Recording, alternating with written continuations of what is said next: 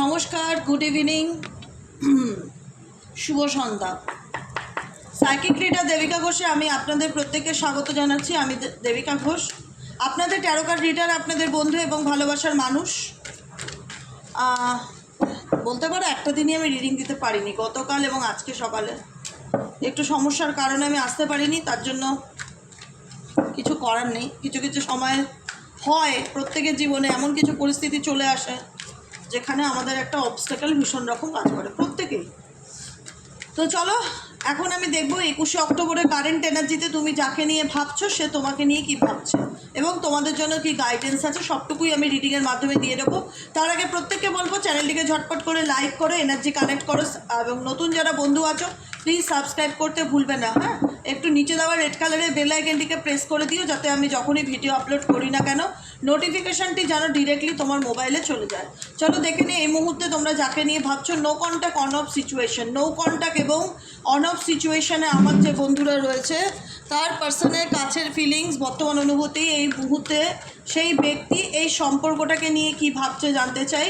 Please divine angel, divine universe help করুন, guide করুন আমার প্রত্যেকটা বন্ধু, ভাই বোন, দাদা দিদি যারা এই রিডিংটা দেখছে তার পার্সনের বর্তমান অনুভূতি, current feelings at present right now, সেই ব্যক্তির মন মস্তিষ্কে অ্যাট প্রেজেন্ট কী চলছে জানতে চাই। Please divine angel, divine universe help করুন ও গাইড করুন। Angel archangel Michael please help me and guide me. Angel archangel Michael please help করুন ও গাইড করুন। Angel archangel Michael please help me and guide.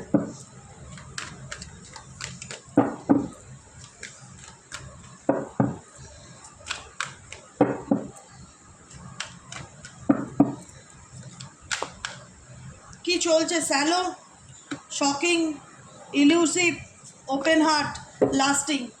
ওকে, তুমি যাকে নিয়ে এই মুহূর্তে দেখছো তার সাথে নো কন্ট্যাক্ট, অন অফ সিচুয়েশনে রয়েছে। সে তোমার প্রতি মেন্টালি ইমোশনালি কানেকশনের থেকে বেশি সেক্সুয়ালি কানেকশনকে ভীষণ রকম ফিল করে।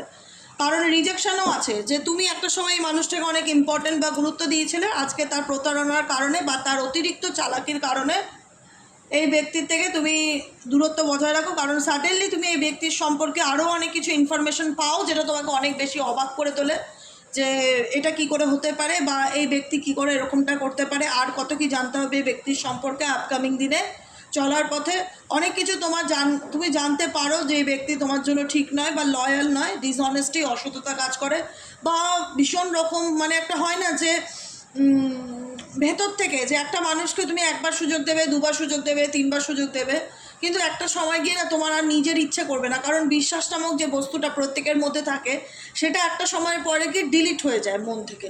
তো একটা মানুষকে শুধু কি ফিজিক্যালি অ্যাট্রাকশনের জন্য রিলেশনশিপে আসে, ইমোশনালি কি কখনো কি কোনো কানেকশনকে সে ফিল করে না?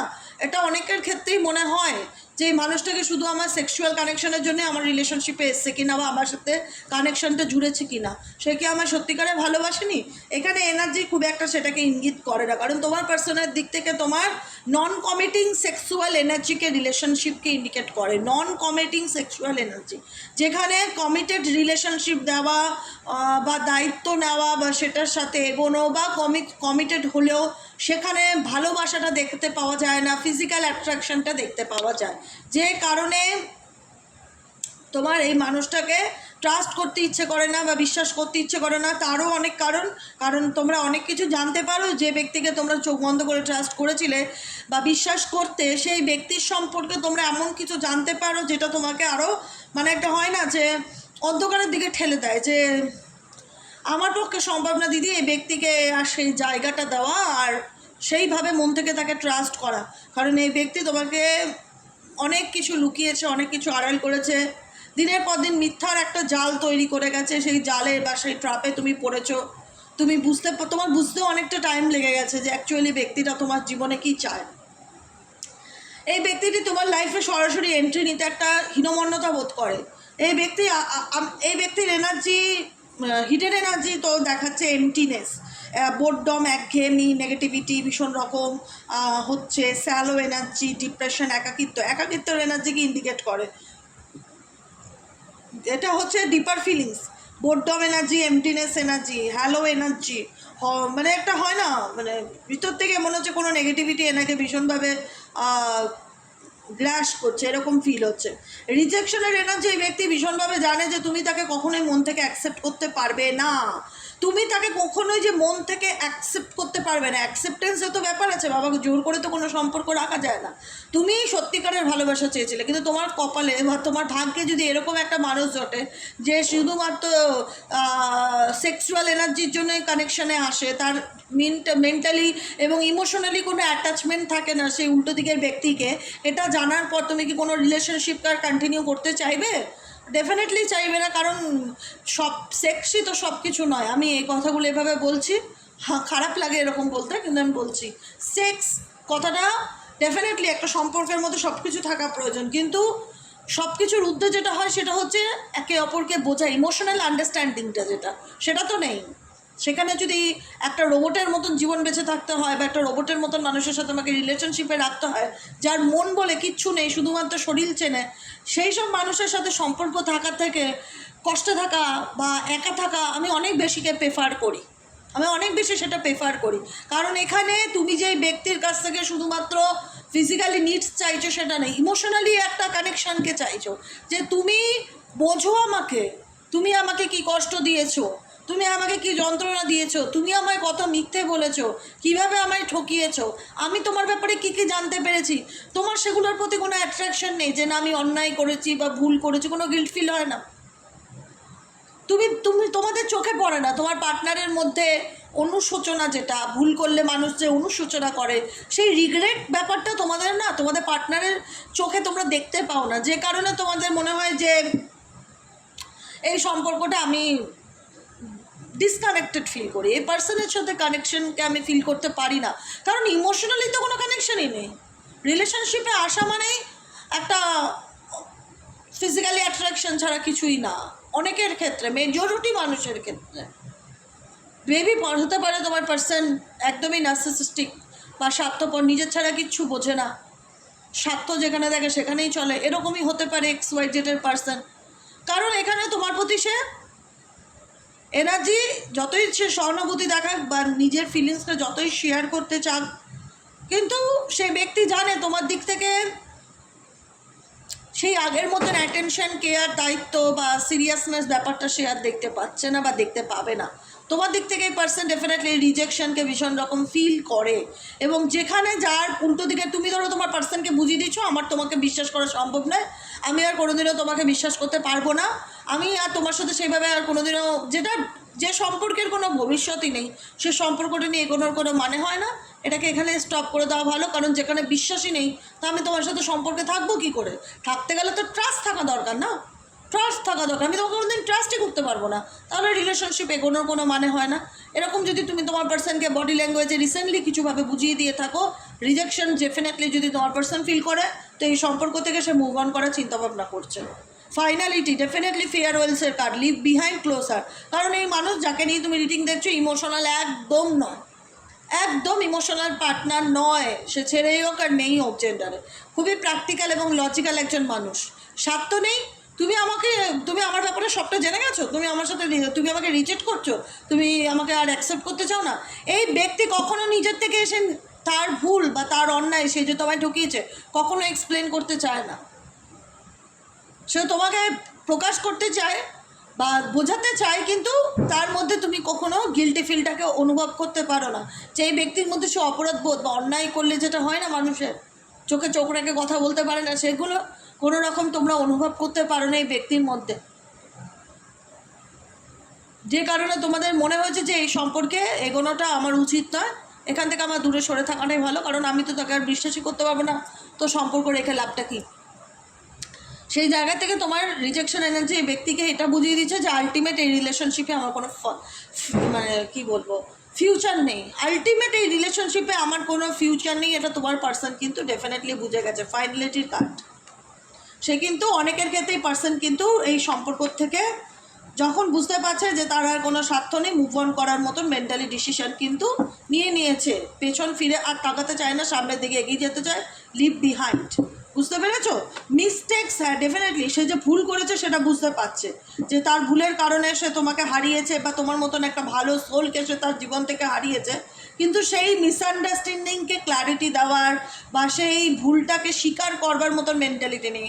সবসময় তোমার পার্সনের মধ্যে আমার এরকম ফিলিংস আসছে যে তুমি আমার সাথে কমিউনিকেশন রাখতে চাও না, বা তুমি আমার সাথে যোগাযোগ রাখতে চাও না, ঠিক আছে নো প্রবলেম, চলো টাটা বাই বাই, তুমি তোমার মতন আমি আমার মতন, মানে একদম স্ট্রেট ফরওয়ার্ড মেন্টালিটি দেখতে পাচ্ছি এই পার্সনের। হ্যাঁ, ভেতর ভেতর ফিল করে, ভেতর ফিল করে, সেটা হয়তো তোমাকে কতটা এক্সপ্রেস করে যায় না, কিন্তু ভিতর সে তার মিস্টেক্সকে মানে মিস্টেক্সকে ফিল করে যে আমি তোমাকে হারিয়েছি, যে তুমি যে তার জীবন থেকে ভীষণ ভীষণ কঠোর, তোমার পার্সনের মন না ভীষণ ভীষণ মানে কি বলবো, ভাষাই আসছে না, আমি টোটালি স্পিচলেস। মানে খুব স্ট্রং মেন্টালিটির একজন পার্সন, ম্যান হন না উম্যান হন, খুব স্ট্রং, মানে মানে ভীষণ সহজে যে কোনো জায়গা থেকে নিজেকে সরিয়ে নিতে পারে একদম, মানে কি বলবো, সেই আবেগটা নেই। একটা মানুষকে ভুলতে গেলে তার কতটা সময় লাগে, কতটা কষ্ট লাগে। সত্যিকারে ভালোবেসে থাকলে সেই মানুষটাকে সে সরি বলবে, বোঝানোর চেষ্টা করবে। এখানে তোমার পার্সনের এই রিলেশনশিপ রাখবে, আমি রাখবো না, আমি তোমার ট্রাস্ট করি না, ঠিক আছে চলো টাটা, বিশ্বাস করতে হবে না এরকম ব্যাপার, বিশ্বাস করতে হবে না এরকম একটা ব্যাপার। লস সোল, সে জানে তোমার মতন একটা ভালো পিওর সোলকে সে তার জীবনে হারিয়েছে, কিন্তু মায়া দয়া মমতাটা কম, এটাই হচ্ছে কথা। মানে পিছুর টানটা কম, মানে পোষালো না, তুমি আমাকে রিজেক্ট করে দিলে, নো প্রবলেম, কোনো ব্যাপার নেই, চলো মুভ অন। ভীষণ সহজে মানে মাইন্ড থেকে ব্যাপারগুলোকে মানে ভীষণ মানে সত্যিই তাই, মানে ভীষণ ফিলিংস নেই, ইমোশনাল ব্যাপারটা তার মধ্যে নেই বললেই চলে। মানে ঠিক আছে চলো, তুমি আমাকে লাইফে অ্যাকসেপ্ট করতে চাও, অ্যাকসেপ্ট করবো না, করো না, মানে অতিরিক্ত অহংকারী গো। এই পার্সন তোমার প্রতি ডেফিনেটলি অবসেসড। এক্সওয়াইজেড যাকে নিয়ে রিডিং দেখছো সে ডেফিনেটলি অবসেস, কিন্তু প্রিটেন্ড দেখাতে চায় একরকম, যে না আমার তোমার প্রতি কোনো অ্যাটাচমেন্ট নেই, বা আমি তোমাকে নিয়ে কোনো কিছু ফিল করি না, এরকম কিছু। মায়া দয়া মমতা ইমোশনস অ্যাটাচমেন্ট কিছু নেই। খুব মানে খুবই কঠিন একটা মানুষ, যার সাথে এগোনোটা সত্যিই খুব ডিফিকাল্টি, যাকে হ্যান্ডেল করাটাও খুব ডিফিকাল্টি। তোমরা ডিপ্রেশনে চলে যাবে একে নিয়ে। প্রিটেন্ডিং মার্কস অ্যান্ড অ্যাগ্রেশনস, সে একরকম বলে বা একরকম করে আর দেখাতে চায় আর এক রকম। ডুয়েল ফেসেস হতে পারে তোমার পার্সন এক্সওয়াইজেড যাকে নিয়ে রিডিংটা দেখছো, ডুয়েল ফেসেস মেন্টালিটি। আর কি চলছে এই ব্যক্তির মন মস্তিষ্কে, আর কি চলছে?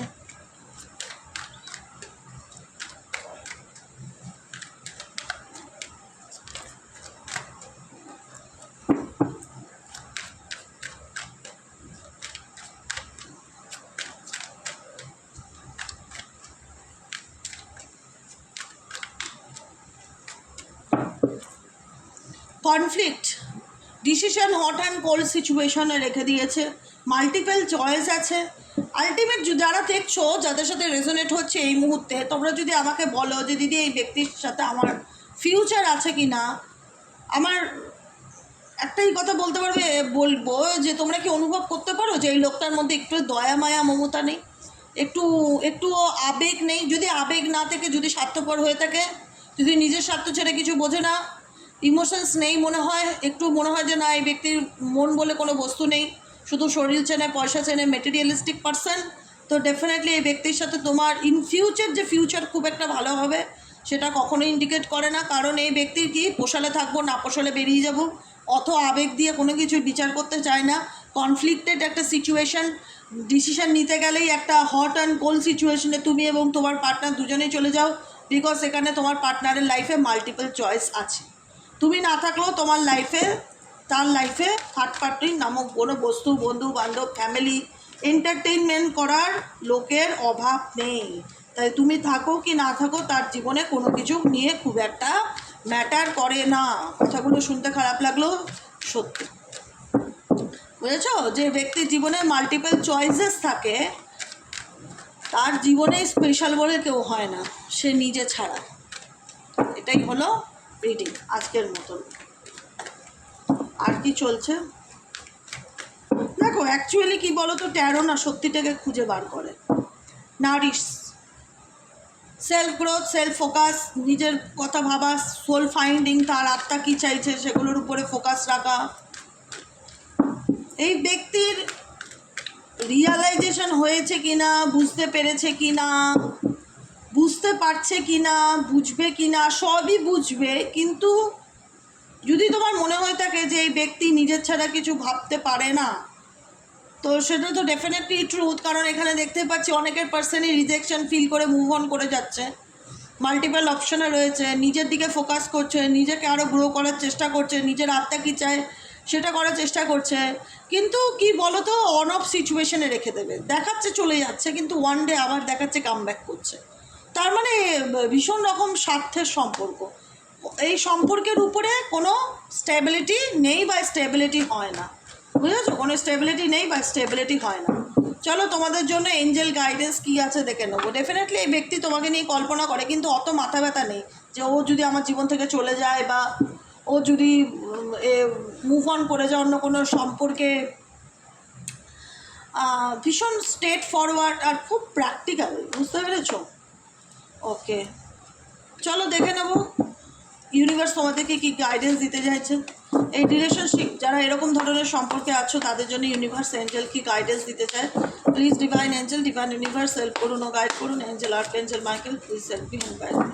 Angel archangel Michael please help করুন ও গাইড করুন। Angel archangel Michael.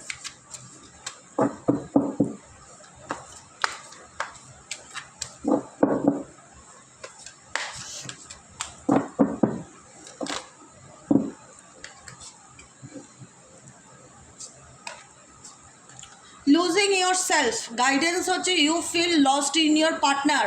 তুমি যদি মনে করো যে আমার পার্টনার আমাকে রেসপেক্ট দেয় না, আমাকে গুরুত্ব দেয় না, আমার কষ্টটাকে বুঝতে চায় না, আমি যে এত আঘাত পেয়েছি তার ব্যবহারে, তার বিহেভিয়ারে, তার মিথ্যে কথায়, সে যে আমাকে ঠকিয়েছে, আমি যে কতটা কষ্ট পেয়েছি, কতটা হার্ট হয়েছি, সে কখনো সেটা ফিল করে না।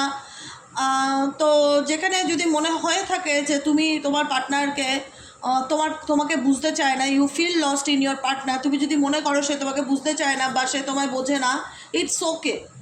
ইউনিভার্স একটাই কথা বলছে যে it's okay to be yourself and have your own life two.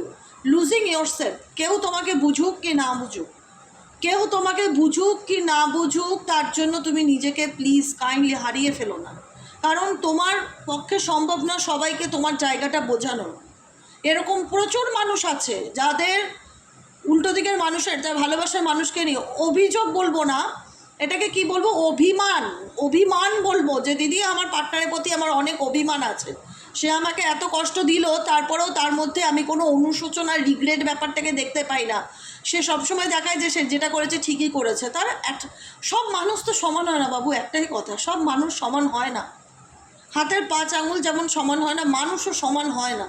আজকে তোমাকে সে বুঝতে চাইছে না বা তোমাকে এতটা কষ্ট দিয়েছে, তোমাকে কাঁদিয়েছে, তোমাকে চোখে জল ফেলেছে, সে বুঝতে পারছে না, তার বোঝার মতন তো একটা মন দরকার হয় না মা? সেই মনটাই তো তার হয়তো নেই, সে বুঝবে কী করে?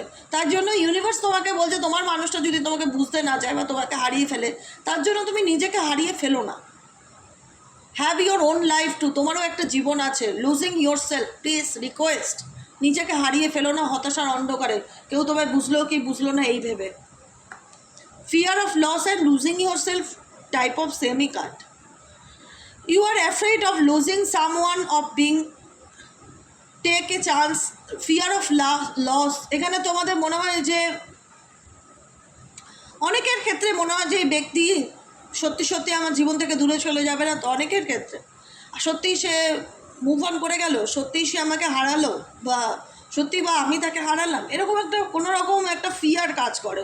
বা জীবনে অনেক কিছু পাওনি তার একটা মানে, বা হয় না যে নতুন কোনো কিছু শুরু করতে গেলে আবার হারানোর ভয় কাজ করে, যে আমি কোনো নতুন রিলেশনশিপে যাই বা আমি কোনো নতুন বন্ধুত্ব করি না কেন, আবার সেই ব্যক্তি আমার সাথে বেইমানি করবে না তো, আবার সে আমার জীবন থেকে চলে যাবে না তো, এরকম ফিলিংস, ফিয়ার এনার্জিটা ভীষণ আসছে। Fear loneliness, fear of loss, fear ব্যাপারটা, মন খারাপ যে আমার জীবনটা এখানেই শেষ না তো, অনেক নেগেটিভিটি ফিল হচ্ছে আই থিঙ্ক তোমাদের।